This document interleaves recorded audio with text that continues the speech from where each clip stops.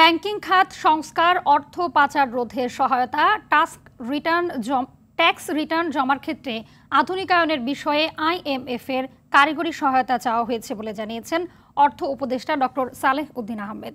সকালে সচিবালয়ে বাংলাদেশ আইএমএফ এর আবাসিক প্রতিনিধি জয়েন্দু দে সহ ৯ সদস্যের প্রতিনিধি দলের সঙ্গে বৈঠক শেষে উপদেষ্টা এই তথ্য জানান। তিনি বলেন, অর্থনৈতিক ক্ষেত্রে নানা সংস্কারের জন্য অর্থের প্রয়োজন।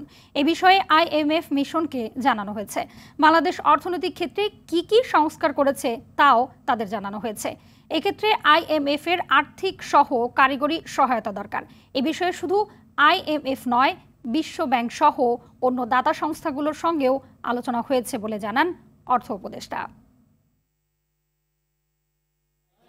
টেকনিক্যাল অ্যাসিস্ট্যান্স আছে, কিছু কারিগরি, যেমন আপনার ব্যাংক এক্সের রিফর্মের জন্য, মানি লন্ডারিং এর সেজন্য, তারপর ট্যাক্স রিফর্মের জন্য, ইনকাম ট্যাক্স ভ্যাট রিফর্ম করার জন্য।